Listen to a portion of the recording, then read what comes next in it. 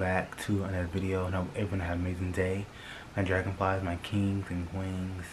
Like, comment, subscribe, share, and we're back. Well, we're about to watch again Mr. Nightmare. Two of the videos that I forgot to screen record, but we're gonna relax and just joy because it's a scary video, so we might as well have scary videos in the spirit of Halloween season. Duh. So this is disturbing dash cam videos for backstories, and the other one is gonna be typical scary stories. So sit back, relax, and let's watch. And in this footage submitted by Jason, something happens that if it weren't caught on dash cam, you wouldn't believe it. It was around 1 in the morning. Jason was on his way to what he thought was going to be the house of a woman he matched with on a dating app. The person had given Jason their address over the app. They had not exchanged numbers. After putting the address into his phone, he realized that not only was the address 20 minutes away, it was also in a less desirable side of town. Against his better judgment, he got in his car anyway to head to the given address, which was in a cul-de-sac. After entering the cul-de-sac, he realized all three houses had all their lights out, and when he tried to message the girl he matched on the dating app, she would no longer answer. After waiting a few minutes for an answer, he realized the person had unmatched him, meaning it may have been a trick or prank, and so he turned the car around. As he was leaving the cul-de-sac, he noticed someone on the sidewalk stepping out into the street, and so he locks his doors and slows down. This is the footage captured on the dash cam. Seriously, this person, but you know I'm in a car and I will Mario Kart you over.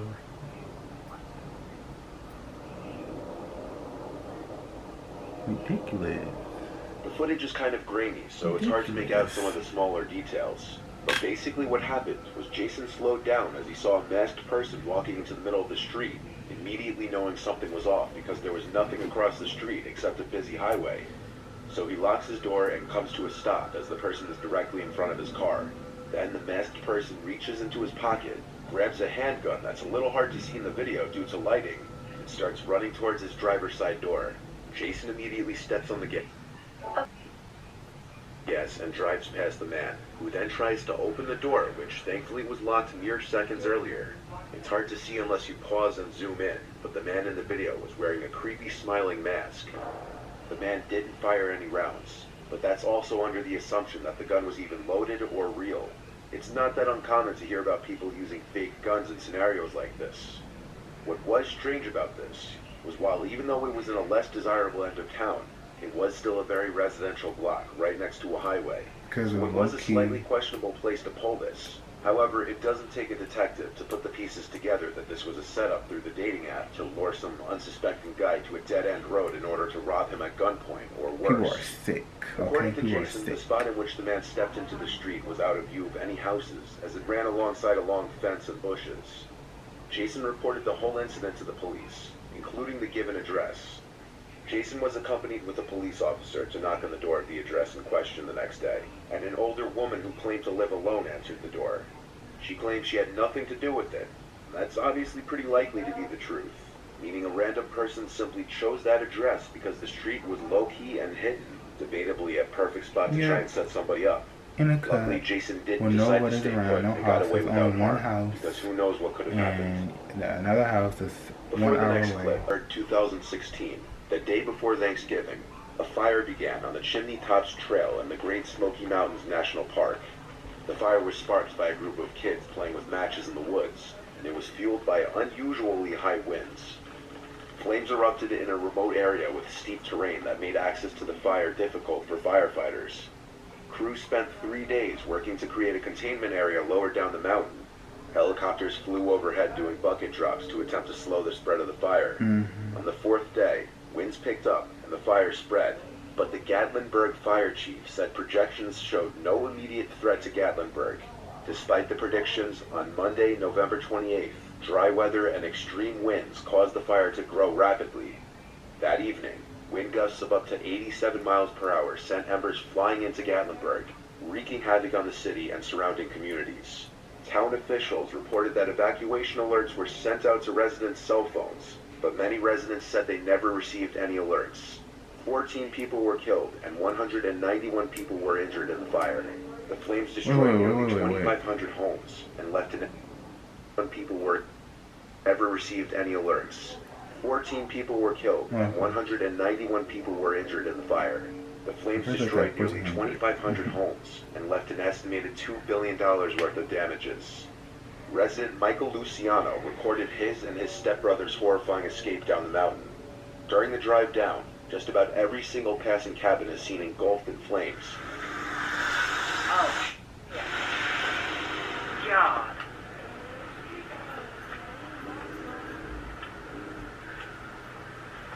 Lord, we'll get out of it. Get gas. I can't see. You can see. Why is every cabin on fire? Fuck. Oh, no, because there's a fire. I don't know about this. Dude, this started at Natty Branch. We're going the wrong way. What?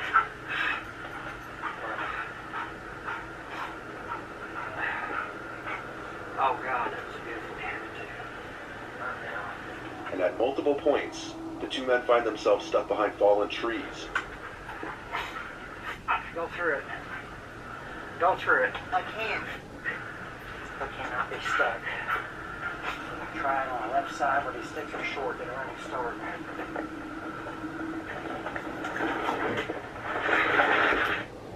Even at one point getting stuck behind another driver, which happened to be an old man who rolled his window down to tell Michael that he couldn't see. Does this motherfucker want to die here? What the? What's wrong with you? Go! Get out of here! The old man ended up pulling to the side and following Michael's taillights down the mountain. At certain points, it seems very likely the men aren't going to make it out alive. But by some stroke of luck, they made it to the containment area with only minor damages to their truck. Their luck didn't just end there, though. Their cabin survived the fires with very little damage, despite its close proximity to the surrounding engulfing flames. While this footage can almost make you feel like you're in the truck with them, it obviously can't compare to the actual fear of being in the suffocating heat inside the truck mixed with tension of the life or death situation at hand. In this footage, a young girl who wished to remain nameless, so I'll refer to her as Amanda, was driving home from her boyfriend's house. She had just pulled out of the driveway and started heading down her boyfriend's block when a car in the middle of the road came into view. The car wasn't moving but didn't have its hazards on, so Amanda waited for a few moments until the driver in front of her lowered his window and waved for her to go around him, so she did. Upon passing the car, she quickly realized the car behind her started moving as well, which at first wasn't too weird, but it became clear very soon that the car was following her after it started making the same turns she made. She started to make as many random turns as possible, and sure enough the car behind her stayed on her tail.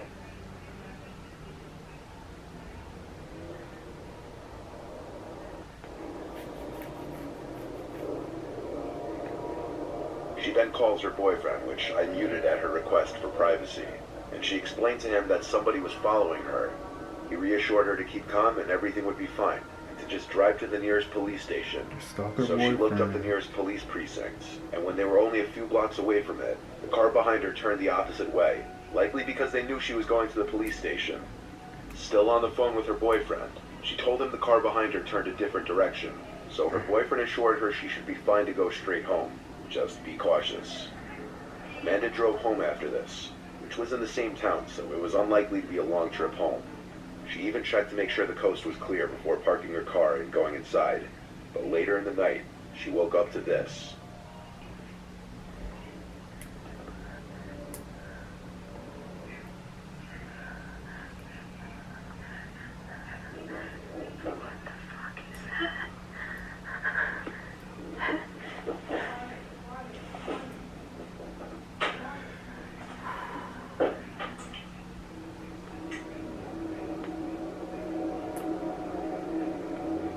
Amanda heard sounds right outside her bedroom window, like someone was trying to lift it open from the outside. Once she turned the lamp on, the noise stopped. She called for her dad when she realized what was happening. The occurrence was immediately associated with the vehicle that was following her earlier. So the family called the police to file a police report and showed them the dashcam footage of the vehicle following her. The vehicle could be identified as a BMW, and Amanda was asked if she knew anyone who owned a BMW that might want to hurt her. The only person she could think of was a guy named Christopher Crea, somebody who she blocked on social media for obsessive harassment, who happened to drive a black BMW. Exactly. These were the last texts Christopher had sent to Amanda before she blocked him. Christopher happened to know Amanda's boyfriend personally through mutual friends, and through those connections, he knew where he lived, so the idea that this Christopher guy waited outside Amanda's boyfriend's house suddenly became a possibility. As an idle threat, Amanda's boyfriend sent an Instagram DM to Christopher that she was filing for a restraining order if he bothered her again, but his response was him acting confused and claiming he hadn't bothered her. Whether it was acting or not is a mystery, but nothing happens again at Amanda's house after that, so it doesn't seem too far-fetched that it could have been this Christopher guy. It was. The following dashcam footage was taken from the vehicle of Uber driver Christina Spikuza, and I want to warn you, while there is no actual graphic footage shown, the story behind it is upsetting. 38-year-old mother of four Christina Spikuza was doing some night drives on February 10th, 2022, when 22-year-old Calvin Crew used his girlfriend's phone to order an Uber. Christina accepted the ride and picked Calvin up. He gets into the car in a sketchy mask covering his entire face except for his glowing eyes.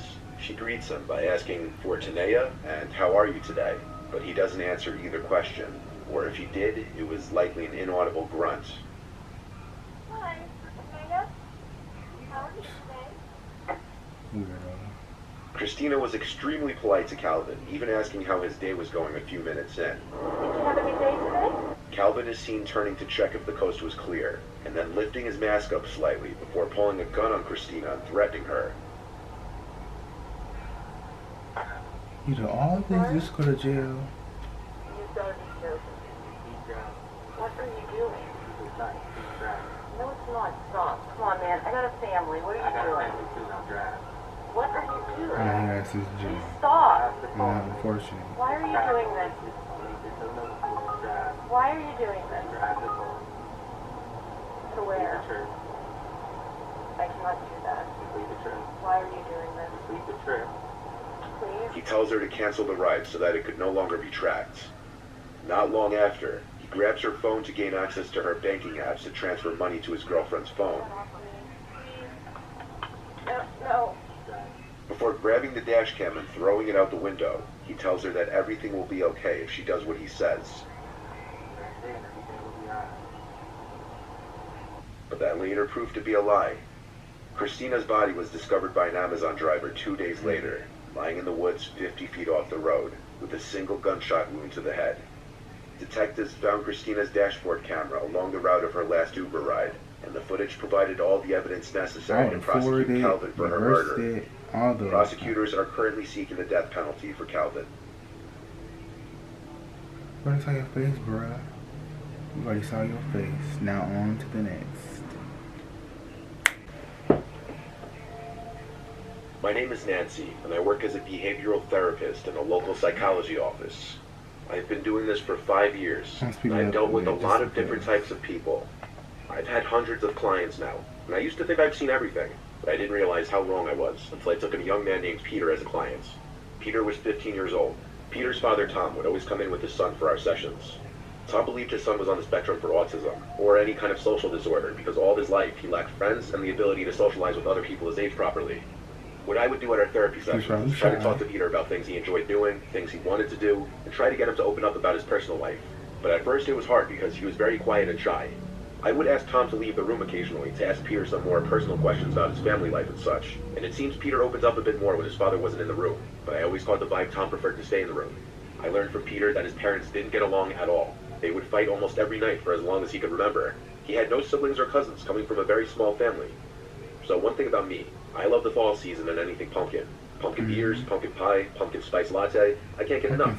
One therapy session, talking about the freshly fall weather outside, Peter was telling me about how this was his favorite season, and I told him the same, largely because of my love for pumpkin-flavored things. But later that night, when I was already in my robe getting ready for bed, there was a loud knocking at my front door. I never get knocks past 9 o'clock, so I was nervous when I went to check the window to see who was there. There wasn't anyone. But when I opened the door, I saw a mini pumpkin and a pumpkin-flavored coffee creamer on the ground in front of my door. I knew this was no coincidence. Only a few hours ago, I told Peter about my obsession with pumpkin-flavored things. When my attempted call to Thomas the next day didn't go through, I texted him a picture of the 2 items left by my door, and how inappropriate and uncomfortable it is for me to be followed home by a client. Tom texted back within 10 minutes saying that his son would never do something like that. He almost acted offended by my accusation. Momentarily, it got me wondering, what if it was just a gift from a Next thing, neighbor I or was something? 13, I'll do that. The week went by, and I Oh, wondered if I should I terminate my heard of relationship with Peter. Peter as a client. But I decided not to see how the next session would go. The following Monday, Peter and Tom came in like usual. Peter seemed to be acting as normal. By now, he seemed very happy to talk to me, but I thought I saw it for what it was now, that he may have thought he was attracted to me, being possibly the only woman to speak to him with respect in his life. During that session, I brought up the little gifts at my front door with a smile, not directly accusing him of leaving them, just hinting at what a coincidence it was, and I noticed Tom getting annoyed in the corner by my bringing it up. Peter acted shocked and agreed it was a huge coincidence. It was a truly bizarre situation, and I didn't know what to do. But if it happened again, I knew I'd have to terminate our relationship. 2 nights later, a knock at my door again while I was in the living room watching a movie. My heart sank because I already knew what I was expecting. I checked the window again, and no one was there. So I slowly opened the door and sighed out of disgust when I saw more pumpkin-flavored things on my stoop. This time a pumpkin pie, pumpkin Cheerios, and pumpkin Get off my Oreos. stoop. It was a little past 9 o'clock at this point. I got my cell phone and took a picture of the items once again and sent it to Tom. I was about to start typing out a text about why I could no longer see them, but I heard the ding of someone's phone receiving a text right to my left, in the bushes in front of my house. I started walking slowly over to it, saying Peter's name. I saw someone hiding in the bush as I got close enough, but it wasn't Peter. It was Tom. We looked each other in the eyes, and he said, "Hi Nancy, you look beautiful as always." And I screamed. I ran into my house and locked the door. Seconds before he tried opening it and started banging on me. I screamed to leave me alone or I'd call the police. He apologized through the door and yelled he's leaving. I watched through the window as he left to his car and drove away. This explained not only the unwanted gifts at my door, but possibly the sound of my side gate closing in the middle of the night weeks prior to this.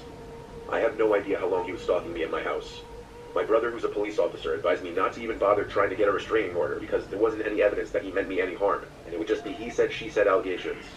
However, I did report the case to the police, and added that Peter may be in an unsafe, abusive household. I don't know what Tom's end goal was by following me home and leaving those things by my door. Based on the way he tried to open my door after I locked it, though, says he wasn't trying to be a romantic type. I feel sorry for Peter. His dad brought him in to see me only as some kind of method of getting closer to me. A pawn. Of course. A pawn. It was a Friday night in early October a long time ago. I was with my 3 friends, Jose, Brian, and Tanya. We were being bored teenagers wanting something to do in the spirit of the season. It was a nice fall night out, low 60s, nice breeze, so we wanted to be outside. Not much goes on in our boring town, and we weren't old enough to go to bars or anything. We decided to ride our bikes up Miller's Road to this old closed-down pumpkin farm nicknamed Farmer John's Pumpkin Patch. It used to be a literal farm surrounded by crops on one side and forest on the other. The alleged Farmer John, or whoever actually owned it, didn't live there anymore. It was sold, and whoever bought the land just never did anything with it for a long time. It was a 20-minute bike ride up Miller's Road, which is an extremely quiet road traffic-wise. Just lots of cornfields and farms around this area. When we got there, we rode our bikes off the road onto the grass, all with our flashlights on. We leaned our bikes up against the old abandoned house that the owner used to live in. We walked around the overgrown grass a bit, checking out where the pumpkin patch used to be and where the animals in the little petting zoo area used to be. There's something really cool about exploring abandoned places at night, but also kind of spooky. We went back to the house where we left the bikes. Breaking into it was relatively easy since we weren't the first ones to do so. The door was already knocked off the hinges. All we had to do was kick it open. This is where it got really creepy though, being in an abandoned house at night. Even as a thrill seeker, it's a bit unnerving, even when you're 4 people. I'd say 5 minutes into being inside the house, we started to hear thumps from upstairs. Like periodic thumps, not just random thumps. Jose and I decided to head upstairs to check it out. Squatter. Tanya didn't want to go upstairs because she was scared, so Brian stayed downstairs with her. When we got to the upstairs, the thumping was much louder for sure. It came from the left side of the stairs. Our flashlights revealed a bunch of doors up here, all open, leading into what were probably once all bedrooms. Our footsteps were loud as we walked closer to the room with the thumping. There was no way to hide it on these rickety, creaky floorboards. As we got to the corner room doorway, the thumping stopped. I whispered to Jose, "Is it an animal?" He went, "Shh." I pointed my flashlight into the room, starting from the left side and working the light to the right.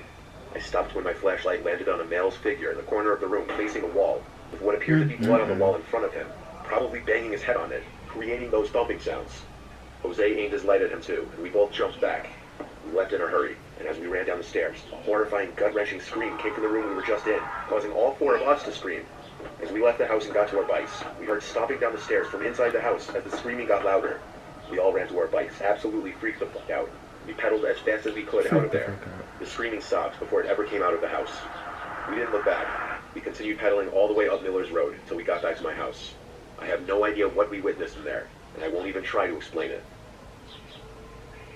I'm a crazy person, obviously. The Lander Effect's voice clunking lets you take vocal mixing to a whole new level. Offered with my family 2 different times. The resort was shut down a long time ago, but I remember it for the most I part was to be trying a to very think nice, what was the family-friendly story. place. Both times we went, it was in the fall, because my mom wanted to go over the changing colors of the leaves. This story takes place the second time we went to the resort. Pervert. I was, I think, 6 years old. My older brother, Corey, was around 10, and my little brother was around 4. My parents paid most attention to my little brother, of course, with the expectation that my older brother would be kind of watching out for me. On this particular night, they were doing the bonfire marshmallow roast and hayride. We had ridden the hayride already while the sun was going down. After that was the bonfire and mini fireworks show. At the bonfire, I met this man who started talking to me, asking me if I was having fun and if I'd been to the resort before. He said he was one of the owners. Then he gave me a little laser pointer toy, and I instantly trusted him because, you know, I was 6. The hayride driver announced that he was doing a final ride in the dark, and that he was going to drive down the big hill, which sounded exciting. My older brother suggested we do it. Just come He in. made some friends at the resort, so I think he just disappeared to go look for them to ride the hayride with us. In the meantime, I was still sitting by the bonfire. My dad was drinking beer with his other dad on the other side of the fire, and my mom was with my little brother roasting marshmallows. Eventually, I went to go ask my mom where Corey went, and she said he's going on the hayride and to hurry and get on before they left. So I hurried to the mini line of like 5 people waiting to get on, and when I was on, there were about 15 to 20 people on there, and I didn't see my brother. I sat on one of the haystacks anyway, waiting, as the truck started up, indicating it was about to leave. I saw that man from before climb into the truck with a woman behind him, and he came to sit next to me when he saw me. He asked where my family was, and I shrugged my shoulders. Speaking of that, my brother never got on the hayride. The woman sat next to him. She looked at me and smiled, and he said that's his wife. He asked if I still had that laser pointer, and I said yeah, and showed it to him. He smiled. The whole time I spoke with the man, his wife next to him was looking at me, smiling. During the hayride, the two were basically talking to me the whole time. Then when we were approaching the hill drop where the driver said he was going to floor it, the man next to me saw I was nervous. So when we drove down the hill, he grabbed my arms and lifted them in the air so as to do the no hands thing that people like to do on roller coasters. It actually made me laugh because the drop down was fun. The man asked me if I had been to the arcade of the resort yet, and when I shook my head no, he told me he had the key to a lot of the games, and asked if I wanted it. I of course shook my head yes. He said he'd just have to go get it and go there with me, and it would be all mine. We one by one left the back of the truck as we got back to the bonfire. The man and woman both walked alongside me, and the woman held my hand and kept calling me sweetie anytime she said something to me. The man said the arcade wasn't far. As we walked away from the brightness of the huge bonfire and into the darkness of the pathway back towards the cabins and main buildings of the resort, I heard Cody's voice call my name from behind. I turned, and it was Cody looking at us. I yelled back, "We're going to the arcade," and the man and woman looked back but didn't say anything. My brother didn't follow us or say anything else. After we got further from the bonfire, the woman's grip on my hand got tighter, and we started walking faster. Something wasn't right, because her grip was starting to hurt me. I also noticed we weren't going in the direction of the clubhouse. We were heading towards the parking lot. When I asked where we were going, the man said we're getting the key to the arcade games.